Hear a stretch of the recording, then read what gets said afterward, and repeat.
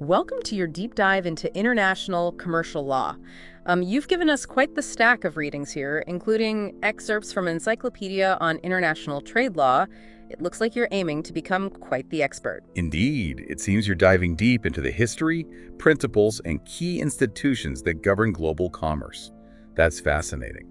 We're here to help you navigate this complex landscape, extracting the most crucial takeaways and highlighting those aha moments that will make this knowledge truly stick. Okay, so let's unpack this. What exactly makes this field so intriguing? Well, imagine a world without standardized rules for buying and selling goods across borders. Chaos, right? That's where international commercial law comes in, providing that framework for predictability and trust that fuels global trade. Precisely. And within your sources, we see explorations of key topics: sale of goods, carriage of goods, trade finance, even dispute resolution when things go wrong. You've even included material on how this field is grappling with technologies like blockchain and AI. Buckle up, because we're going on a journey through centuries of legal evolution. Okay, let's jump right in then. Our journey starts way back in the Middle Ages with something called Lex Mercatoria. Ah, Lex Mercatoria. Now this is where it gets interesting. Lex Mercatoria, or the law merchant, wasn't created by kings or governments. It was developed organically by the merchants themselves. Imagine bustling medieval trade fairs where disputes needed quick resolutions to keep the flow of goods moving. So instead of waiting months for a royal court to convene, they settled things right there on the spot. Exactly. They couldn't afford delays, so they developed their own customs and practices based on fairness and practicality. Often, respected merchants would act as arbitrators, ensuring disputes were settled quickly and fairly. But wasn't there a risk of bias if those merchant courts were made up of fellow merchants? How did they ensure everyone got a fair shake? That's a great question. Reputation was everything back then. A merchant known for being unfair or biased wouldn't last very long.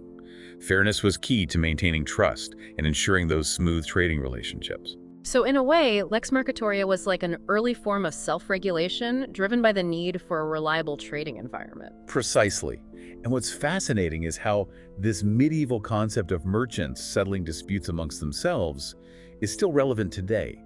It's the very foundation of modern arbitration, where parties choose a neutral third party to resolve their disagreements, just like those medieval merchants did. That's a great example of how history connects to those modern practices. But I'm guessing things got more complex as trade expanded beyond those local fairs. You're absolutely right. As nation-states emerged and global trade grew more complex, the need for more formalized international laws became clear. That's where we see the development of conventions and treaties aimed at harmonizing trade practices on a larger scale. For example, you have the Hague Conventions in your readings. Right, the Hague Conventions. My encyclopedia mentions them as an early attempt at bringing some order to this growing web of international trade. Exactly. The Hague Conventions focused on making the legal side of trade more predictable, tackling issues like making sure judgments from courts in one country would be recognized in others, ironing out conflicts between different countries' laws, and setting ground rules for international contracts. Think of it as laying the foundation for a more unified legal system for global trade. Okay, so we're starting to see some structure emerge, but I imagine things could still get messy, especially with different countries, banks, and businesses all having their own way of doing things. You're hitting on a key point: the need for standardization. Without it, international trade would be a logistical nightmare. And a perfect example of standardization in action is the Uniform Customs and Practice for Documentary Credits, or UCP for short. Yes, the UCP. Now, you know I love a good explainer. Can you break down why this set of rules was such a big deal for global trade? Imagine you're a business owner selling goods to a buyer in another country. You want to make sure you get paid, but you might not know the buyer well or trust their legal system. That's where letters of credit come in. They're basically a guarantee from the buyer's bank promising to pay you once you've shipped the goods and provided the necessary documentation. So it's like a safety net for both the buyer and the seller, adding a layer of trust to international transactions. Exactly. But before the UCP, every bank had its own WN set of rules for letters of credit. Imagine the confusion and potential for disputes. The UCP brought much-needed clarity and consistency to the process, streamlining those transactions and making global trade smoother and more reliable. That's a great example of how standardization can really make a difference. So we've got the UCP for trade finance, but what about the actual buying and selling of goods? Was there any effort to bring some order to the contracts themselves? That's where the United Nations Convention on Contracts for the International Sale of Goods, or CISG for short, enters the picture. Think of it as the UCP, but for international sales contracts themselves. The CISG lays out a common legal framework covering everything from offer and acceptance to what happens when things go wrong and a contract is breached. So instead of having to navigate a patchwork of different countries' laws, businesses can rely on this one set of rules. Exactly. And here's the kicker.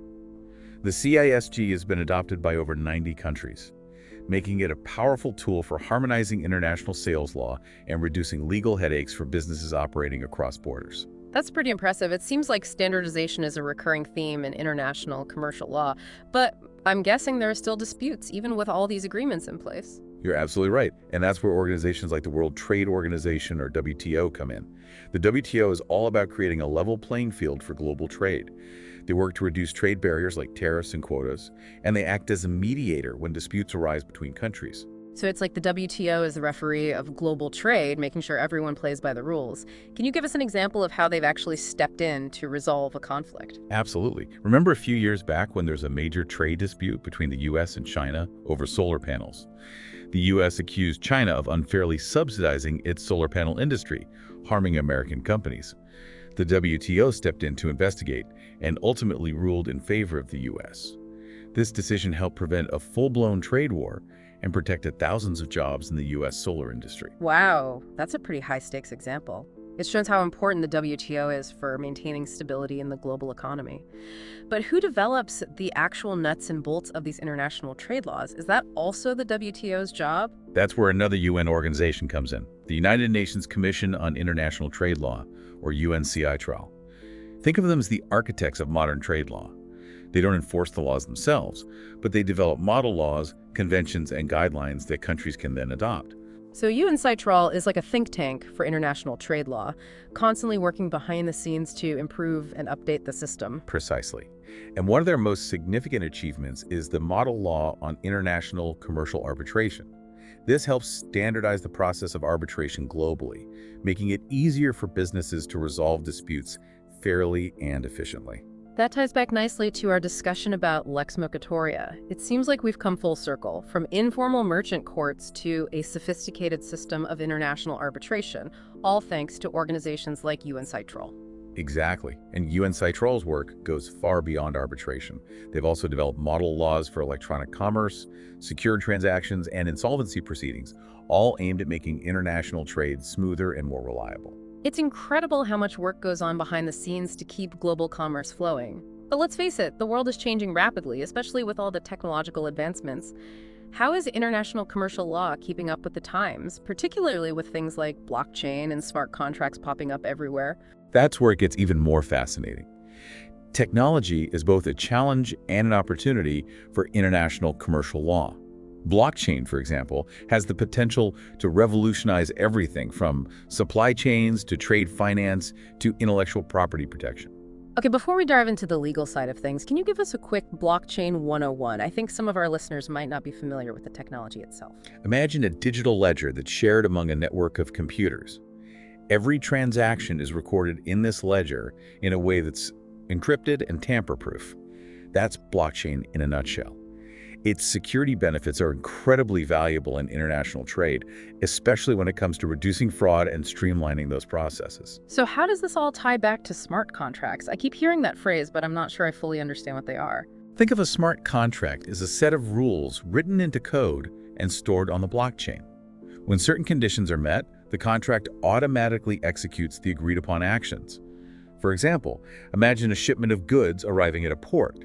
Instead of waiting for paperwork to be processed manually, IoT sensors could confirm the delivery, triggering a smart contract to automatically release payment to the seller. That sounds incredibly efficient. But what about the legal implications?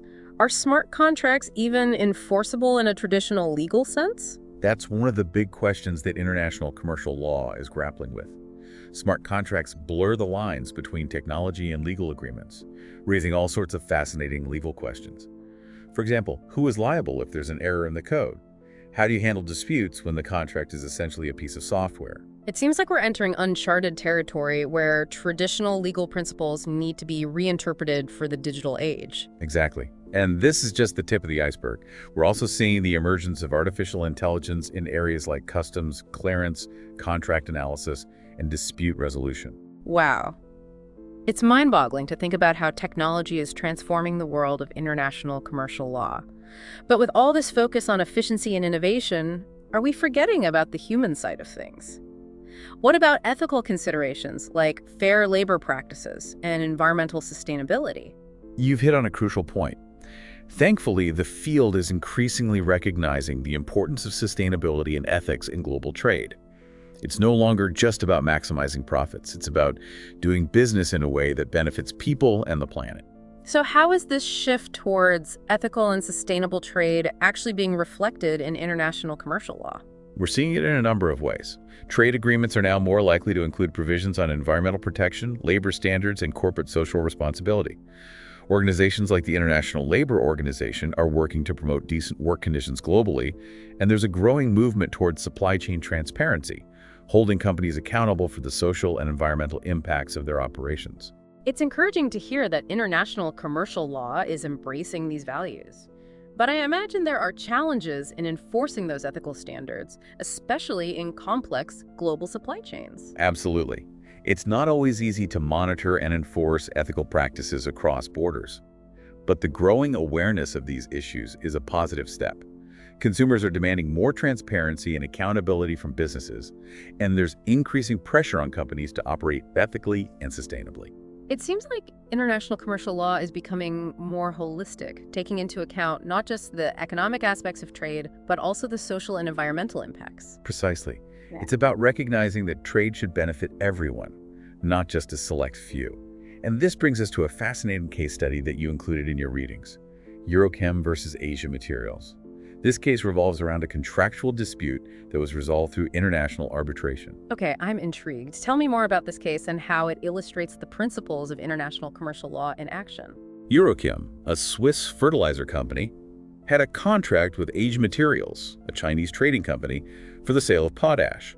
A dispute arose regarding the quality of the potash, leading Eurochem to seek resolution through arbitration rather than going to court. Why did they choose arbitration instead of traditional litigation? Arbitration offers several advantages in international disputes, especially for businesses. It allows parties to select neutral arbitrators with expertise in the specific field of the dispute, ensuring a more informed and fair assessment. It's also generally faster, more confidential, and less adversarial than traditional court proceedings. So it's a more tailored and efficient approach to resolving complex international disputes. Exactly. In the Eurochem case, the arbitral tribunal ruled in favor of Eurochem, awarding them damages. But here's where it gets interesting. Because both China and Switzerland are signatories to the New York Convention, a treaty that recognizes and enforces arbitral awards across borders, Eurochem was able to enforce the award even though Asian Materials was based in a different country. So the New York Convention is like the muscle behind international arbitration, making sure those rulings actually stick no matter where the parties are located. That's a game changer for international business. Absolutely. It underscores the importance of international cooperation and the rule of law in facilitating global commerce. Now let's shift gears a bit and talk about something that's especially relevant to you as you delve deeper into this field. How international commercial law empowers small and medium-sized enterprises, or SMEs, to participate in global trade. You read my mind. I was just about to ask about that. I'm always amazed by how SMEs, often with limited resources, manage to navigate the complexities of international trade. How does international commercial law help level the playing field for them? Standardization and harmonization are key. By providing clear and consistent rules, international commercial law reduces transaction costs, mitigates risks, and helps SMEs compete more effectively in the global marketplace.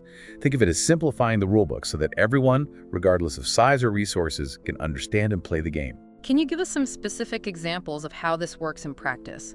What tools or agreements are particularly helpful for SMEs engaged in international trade? Two great examples are the CISG, which we discussed earlier, and Incoterms. The CISG, by providing a unified legal framework for sales contracts, eliminates the need for SMEs to navigate a patchwork of different countries' laws.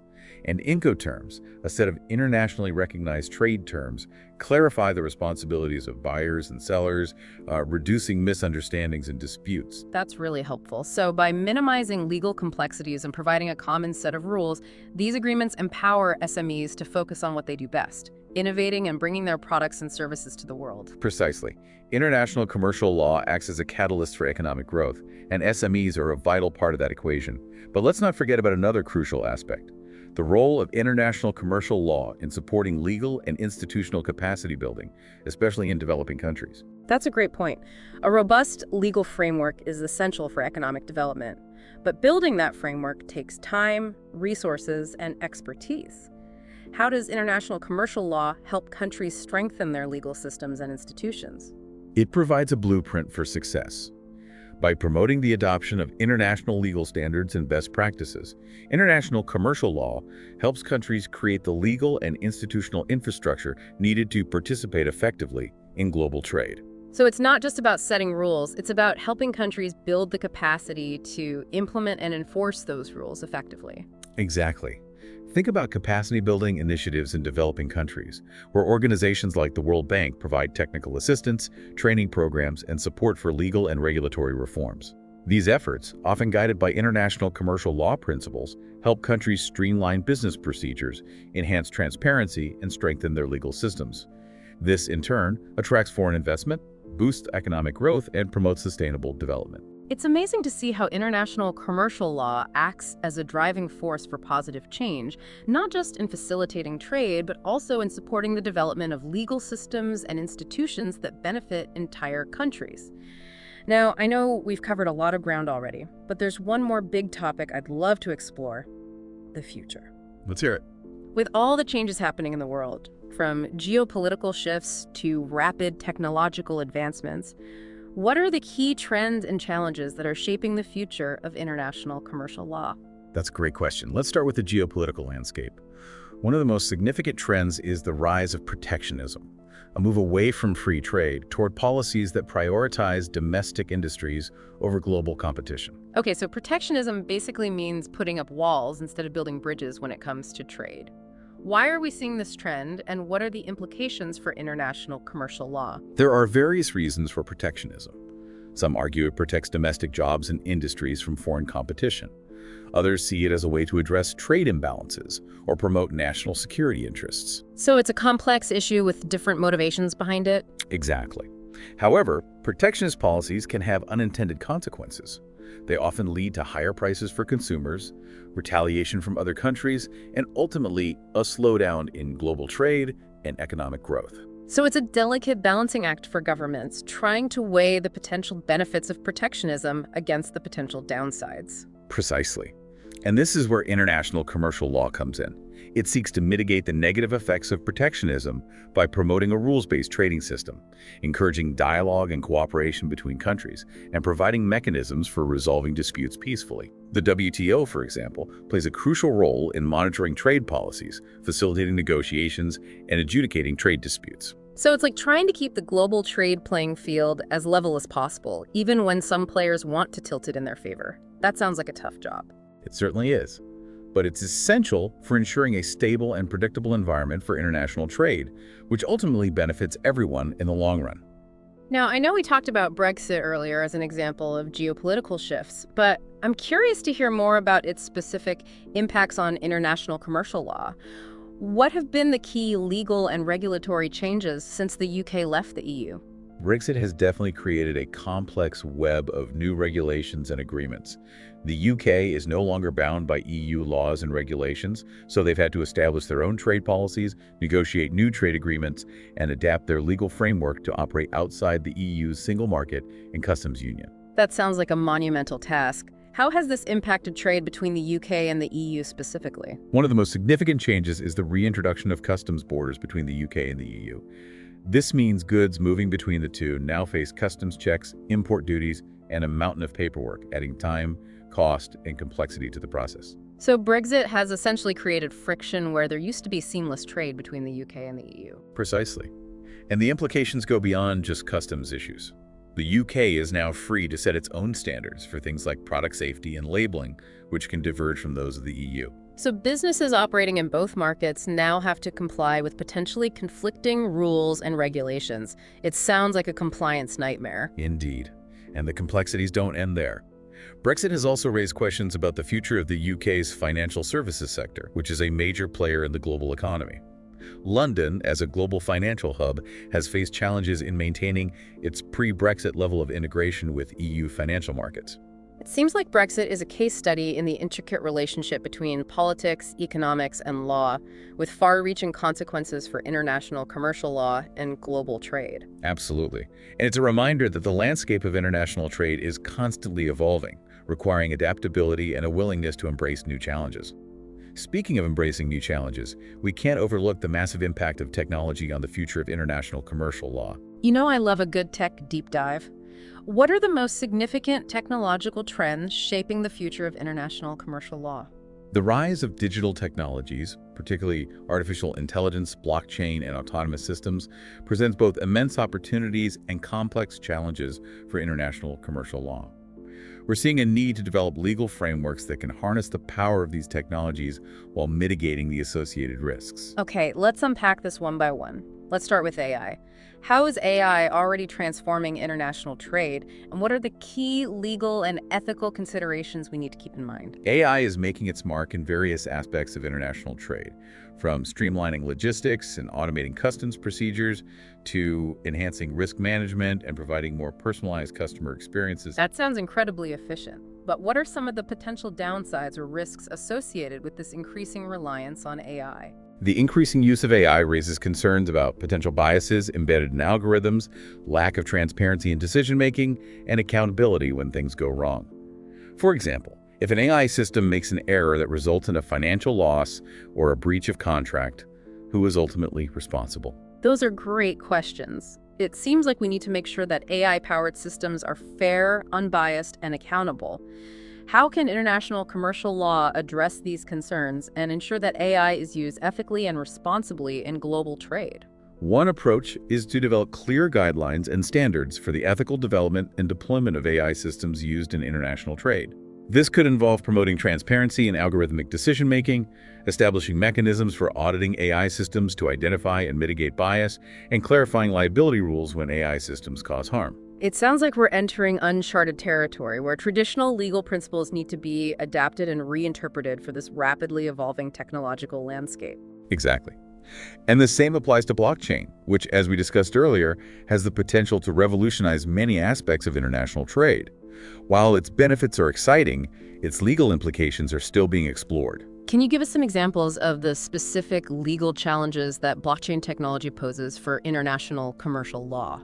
For example, how do we ensure the enforceability of smart contracts across borders, especially when different countries may have different laws regarding electronic contracts? How do we address jurisdictional issues when blockchain transactions involve multiple parties in different countries and there's no central authority governing the network? It seems like blockchain is forcing us to rethink some fundamental legal concepts like jurisdiction, contract formation, and dispute resolution.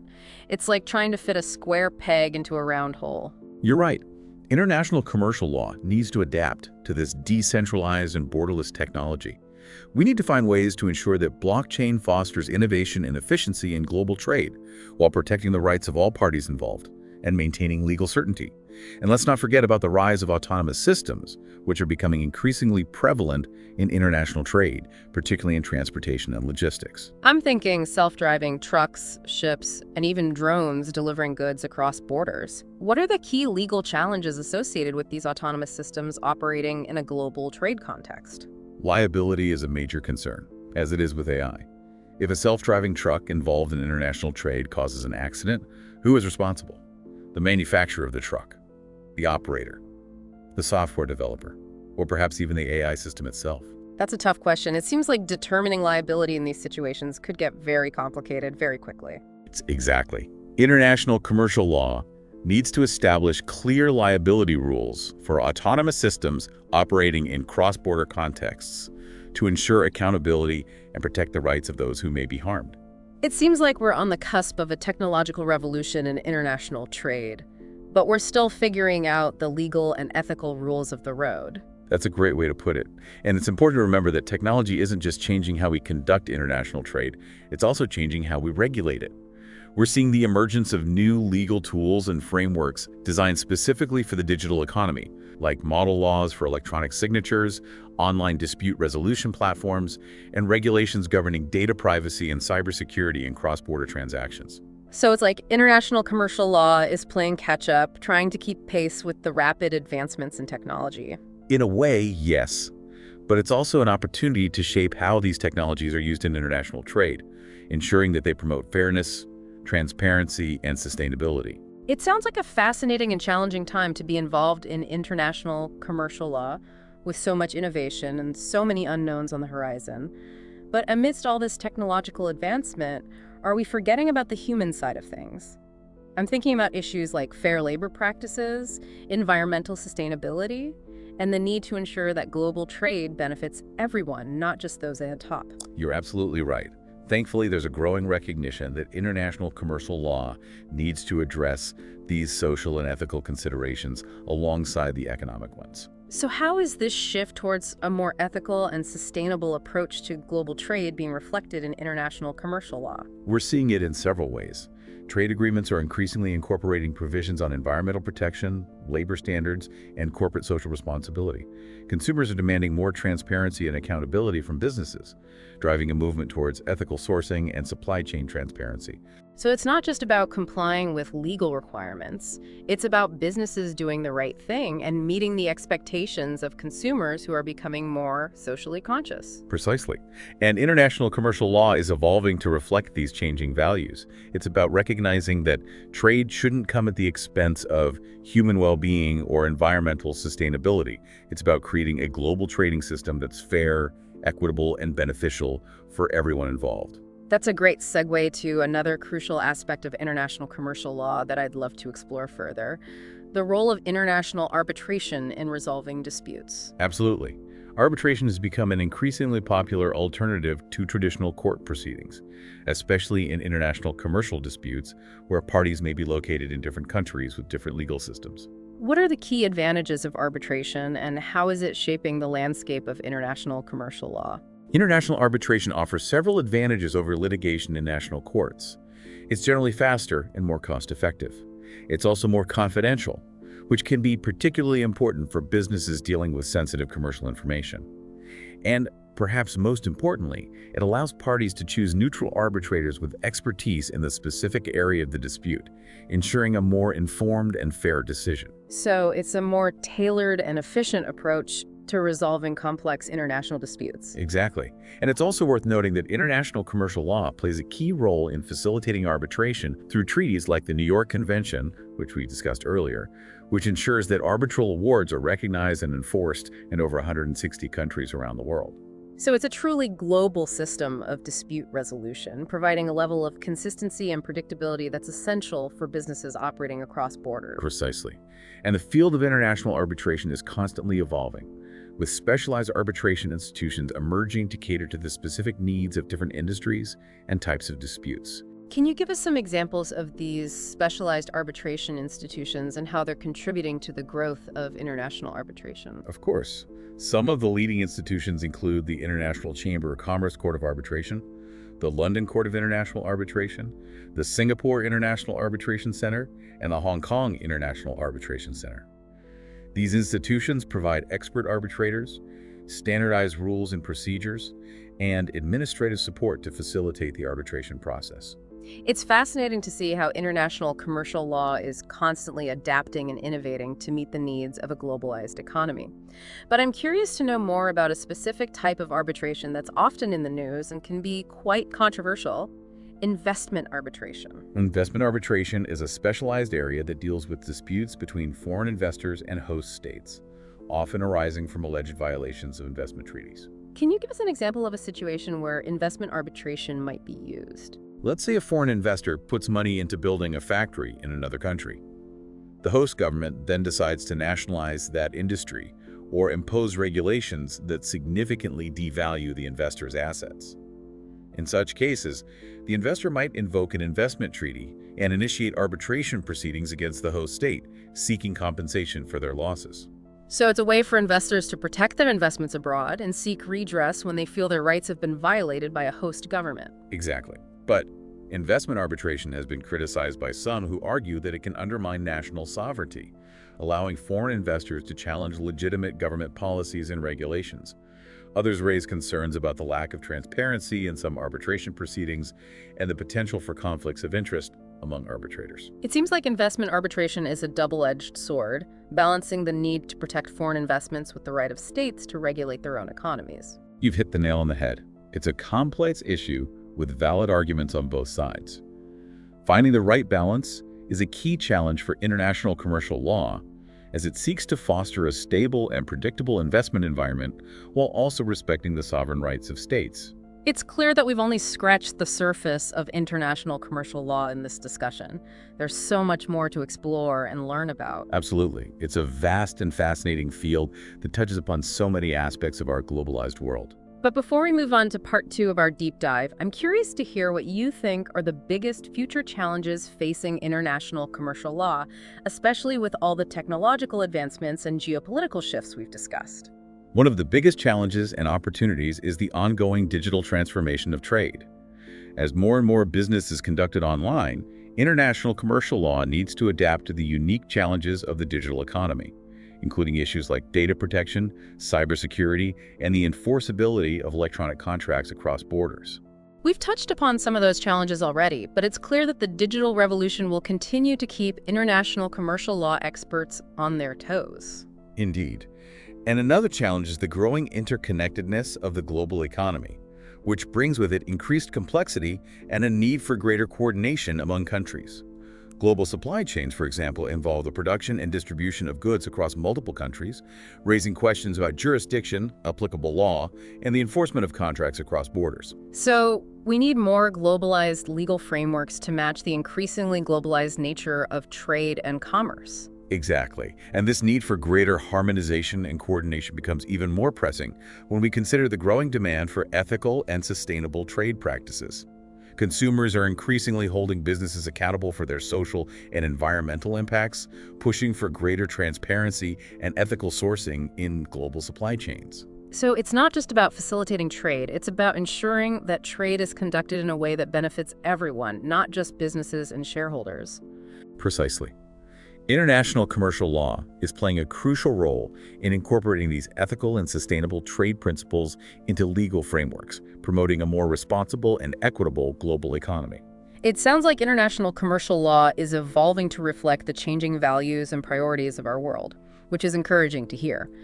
But I can't help but wonder, with all the political tensions and geopolitical uncertainties we're facing, how can international commercial law contribute to stability and predictability in such a volatile world? That's a great question. Despite the challenges, international commercial law remains a powerful tool for promoting cooperation, predictability, and the peaceful resolution of disputes in international trade. It provides a framework for dialogue and negotiation, even when political relationships are strained. And it helps uphold the rule of law in international relations, creating a sense of order and accountability that's essential for a stable global economy. So, even in the face of political turmoil and global uncertainty, international commercial law can act as a stabilizing force, ensuring that trade continues to flow and businesses can operate with some degree of confidence. Precisely. And that's why it's so important to understand and engage with this field. International commercial law is not just about dry legal rules. It's about shaping a global economy that's fair, sustainable, and beneficial for all. Well, you've definitely given me a lot to think about. It's clear that international commercial law is a dynamic and fascinating field that's constantly evolving to meet the challenges of our globalized world. But we've only just begun to scratch the surface. That's right. There's so much more to explore. But for now, we'll wrap up this part of our deep dive. Stay tuned for part 2, where we'll delve even deeper into the intricacies of international commercial law. Welcome back to your deep dive into international commercial law.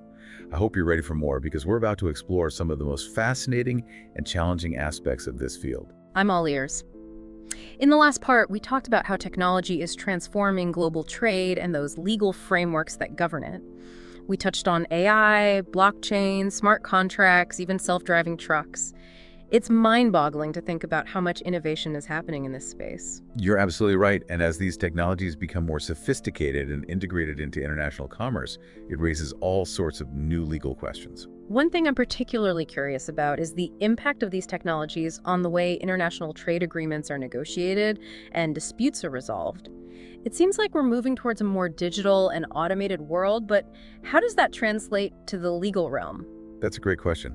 We're already seeing the emergence of online dispute resolution platforms, specifically designed for cross-border e-commerce transactions. These platforms use algorithms and AI to help parties resolve disputes quickly and efficiently, often without the need for lawyers or courts. So it's like bringing the speed and convenience of online shopping to the world of legal dispute resolution. Exactly. And some experts predict that AI could eventually play a role in negotiating trade agreements, analyzing vast amounts of data to identify areas of common ground and potential sticking points. Wow, that's incredible. Could we see AI negotiators at the table hammering out the details of complex trade deals? That sounds both exciting and a bit unsettling. It might not be as far-fetched as it seems. AI is already being used in contract drafting and analysis, so it's not a huge leap to imagine it being applied to trade negotiations as well. Of course, there are ethical and legal considerations to be addressed, such as ensuring transparency and accountability in that decision-making process. But the potential is certainly there. It sounds like international commercial law is on the verge of a technological revolution. But let's shift gears a bit and talk about another crucial aspect of this field: sustainability. In part 1, we touched on how international commercial law is incorporating environmental and social considerations into trade agreements and business practices. Can you elaborate on this trend and give us some specific examples of how sustainability is being integrated into the legal frameworks governing global trade? Absolutely. Sustainability is no longer just a buzzword, it's becoming a core principle of international commercial law. We're seeing this reflected in several ways. For instance, many trade agreements now include chapters on environmental protection, committing countries to uphold certain environmental standards, and cooperate on issues like climate change mitigation. So trade agreements aren't just about reducing tariffs and promoting trade anymore, they're also about protecting the environment. Exactly. And it goes beyond government-to-government agreements. Consumers are increasingly demanding sustainably produced goods, and businesses are responding by adopting more ethical and environmentally friendly practices. This has led to a growing movement towards supply chain transparency, where companies are being held accountable for the social and environmental impacts of their operations, from the sourcing of raw materials to the manufacturing process to the disposal of products at the end of their life cycle. So it's not just about what's in the product itself, it's about how it's made, where it comes from, and what happens to it after we're done using it. Precisely. And this shift towards sustainability is being supported by international commercial law through instruments like eco-labels, which certify products that meet certain environmental standards, and regulations that promote the trade of recycled materials and discourage the use of hazardous substances. It sounds like international commercial law is evolving to reflect a growing global awareness of the interconnectedness of environmental, social, and economic issues. You're absolutely right. It's becoming increasingly clear that we can't have sustainable economic growth without also addressing environmental protection and social well-being. And international commercial law has a crucial role to play in creating a legal framework that supports this holistic approach to global trade. Now, I know we've talked a lot about the big picture of international commercial law, the institutions, the agreements, the global trends. But I'm curious to hear more about how these legal frameworks actually play out in the real world, particularly for individual businesses and consumers. That's a great point. International commercial law might seem abstract and distant, but it has a very real impact on our everyday lives. Think about all the products you use that come from other countries. Your smartphone, your clothes, your coffee beans. International commercial law is what makes it possible for those goods to reach you safely and affordably. It's easy to forget how much we rely on global trade for the things we use and enjoy every day.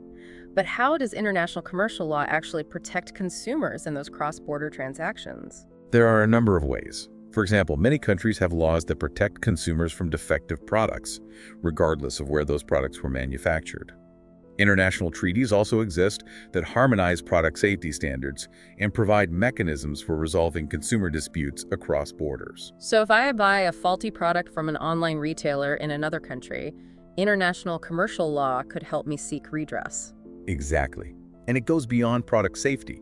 Consumer protection laws in many countries also address issues like misleading advertising, unfair contract terms, and privacy violations, even in online transactions with businesses located in other countries. That's good to know. It's reassuring to know that there are legal frameworks in place to protect consumers in the increasingly complex world of global commerce.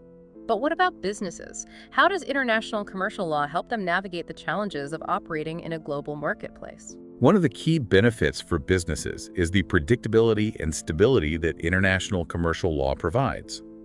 By setting clear rules for international transactions, it reduces uncertainty and risk, making it easier for businesses to plan and operate across borders.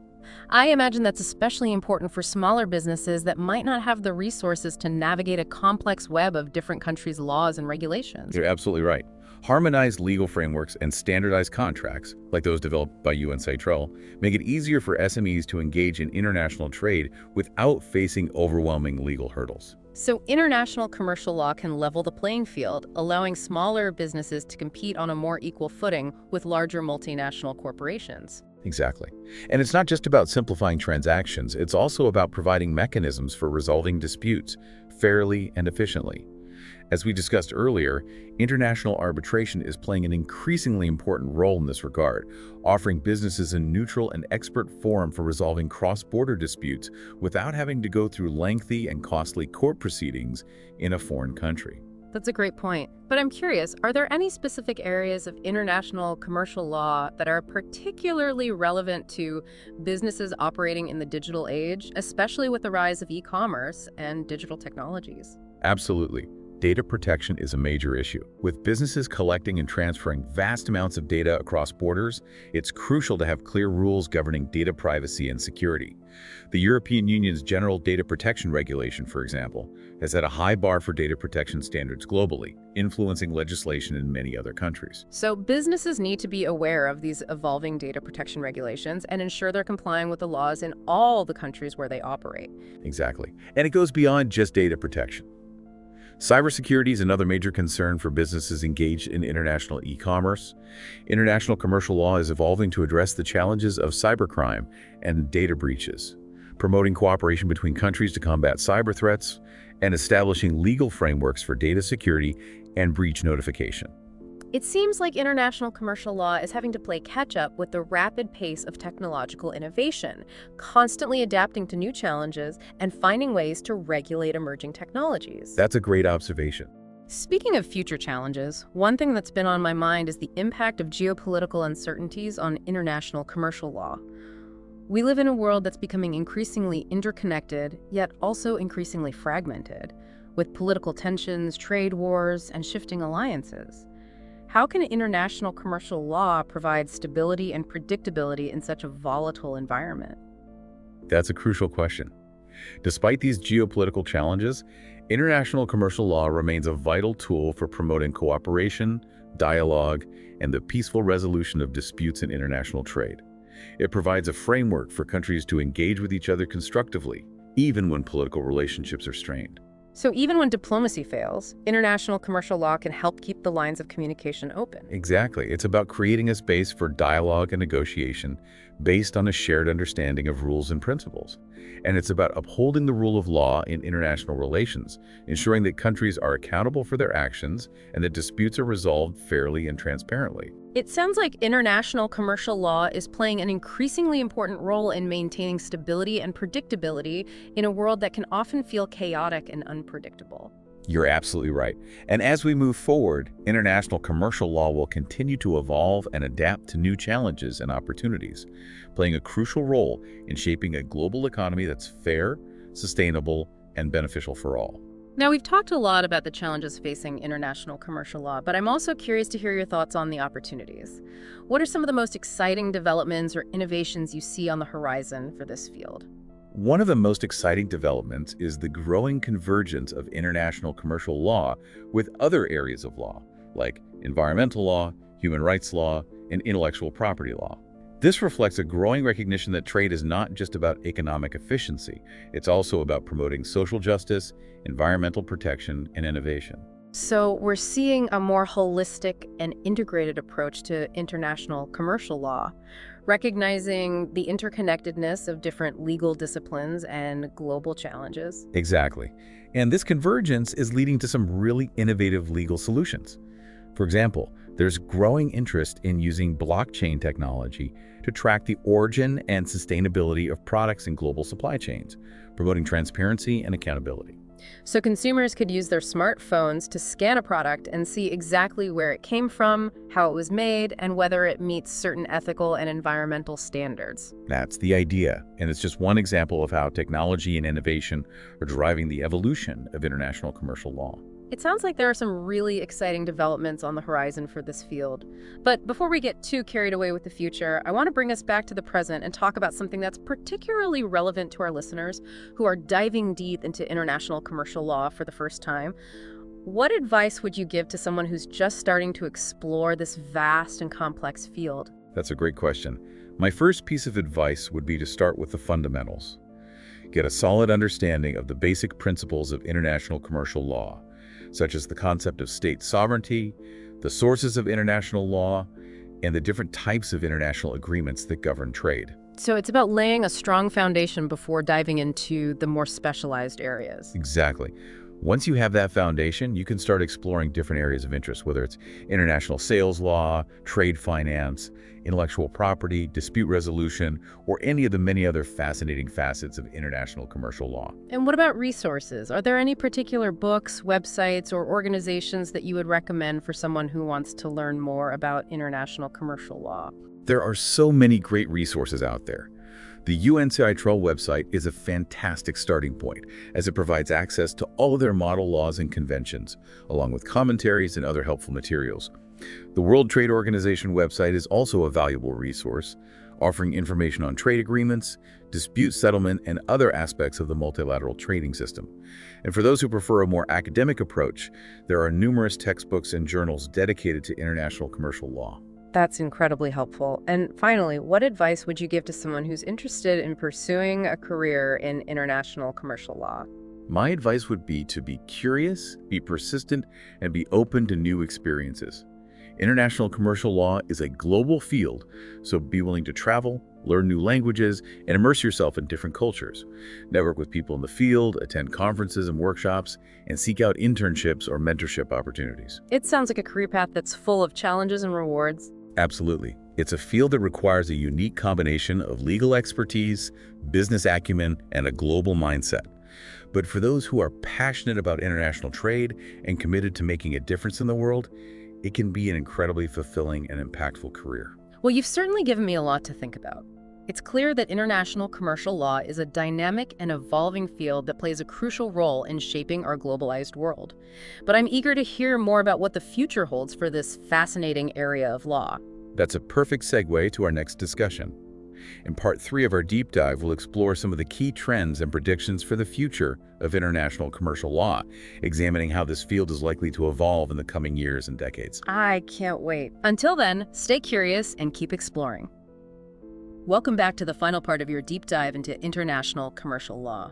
We've covered a lot of ground already, from the historical roots of trade to the rise of technology and the growing focus on sustainability. We've explored institutions, agreements, even real-world cases, showing how this field is shaping our globalized world. And now we're ready to look ahead. What are the key trends and predictions shaping the future of international commercial law?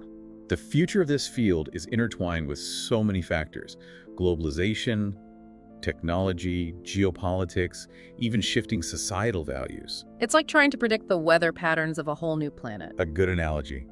But by analyzing the forces at play, we can make some educated guesses about the path ahead. Okay, let's start with technology. We've already talked about how AI, blockchain, and automation are changing how we trade, but how might these technologies reshape the very structure and practice of international commercial law itself? One area where we're already seeing changes is dispute resolution. Online platforms are emerging that use AI to mediate disputes quickly and efficiently, especially for cross-border e-commerce. So instead of lengthy court battles, we could have AI algorithms helping to find solutions in a matter of days or even hours. Exactly.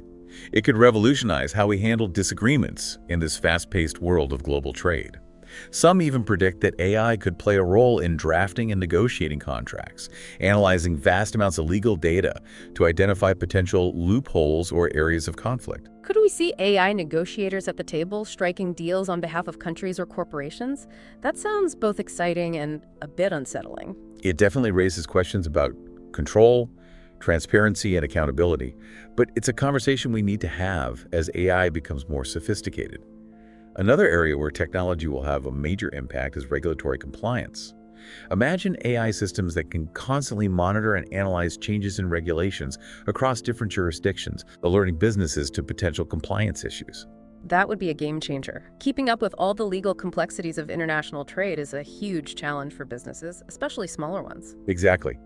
AI could level the playing field, giving smaller companies access to sophisticated compliance tools that were previously only available to large corporations. Now, let's move beyond technology and look at the bigger picture of globalization. What trends are you seeing in terms of how countries are interacting and cooperating on trade? It's a bit of a mixed bag. On one hand, we're seeing a resurgence of regional trade agreements, like the USMCA and the CPTPP. So a move towards smaller, more focused trade blocs rather than global agreements like the WTO. Yes, it's partly driven by frustration with the slow pace of progress of the WTO and a desire for more tailored rules that address specific regional needs. But doesn't that risk creating a more fragmented trading system with different rules and standards in different regions? That's a valid concern. It's a balancing act. Regional agreements can offer greater flexibility and deeper integration, but they also need to be compatible with the broader multilateral trading system to avoid unnecessary barriers to trade. Another trend we're seeing is the increasing focus on sustainability and ethics in international trade. We touched on this earlier, but I'm curious to hear your thoughts on how this trend will play out in the future. I think it's going to become increasingly important. Consumers are demanding more transparency and accountability from the companies they buy from, and businesses are realizing that sustainability isn't just good for the planet, it's good for business. So it's no longer just about maximizing profits, it's about doing business in a way that's socially and environmentally responsible. Exactly. We're seeing this reflected in the growing number of trade agreements that include provisions on environmental protection, labor standards, and corporate social responsibility. There's also a movement towards using trade policy to promote sustainable development, for example, by encouraging the trade of environmentally friendly goods and services. So international commercial law is becoming more aligned with the broader goals of sustainability and social justice. Absolutely. And I think this trend will only accelerate in the years to come. Another major force shaping the future of international commercial law is geopolitics. The world feels increasingly unpredictable these days. How can international commercial law provide stability and predictability amidst all the political tensions and uncertainties? That's the million-dollar question. International commercial law is fundamentally about cooperation and finding common ground, even when countries disagree on other issues. It's about establishing a rules-based system that helps to manage those disagreements and prevent them from escalating into conflict. So even in a world of shifting alliances and trade wars, international commercial law can act as a kind of glue holding the global trading system together. I think so. It provides a framework for dialogue and negotiation, a set of shared principles that can help countries to bridge their differences and find mutually beneficial solutions. It's not always easy, of course, but I think international commercial law will play an increasingly important role in navigating the complex geopolitical landscape of the 21st century. Well, you've given us a lot to think about. It's clear that the future of international commercial law is full of both challenges and opportunities. Absolutely. It's a dynamic and evolving field that requires us to be adaptable, innovative, and forward-thinking. So what's the key takeaway for our listeners as they continue their own exploration of international commercial law? Stay curious, stay engaged, and never stop learning. This is a field that's constantly changing, and there's always something new to discover. Great advice. And I think it's important to remember that international commercial law isn't just about abstract legal concepts. It's about real people, real businesses, and the future of our globalized world. Precisely. It affects all of us, whether we realize it or not. So let's all do our part to shape it in a way that promotes fairness, sustainability, and prosperity for all. Well said. And on that note, we'll wrap up our deep dive into the fascinating world of international commercial law. We hope you've enjoyed the journey as much as we have. It's been a pleasure exploring this complex and ever-evolving field with you. Thanks for joining us on the deep dive. We'll see you next time for another insightful exploration of a topic that matters.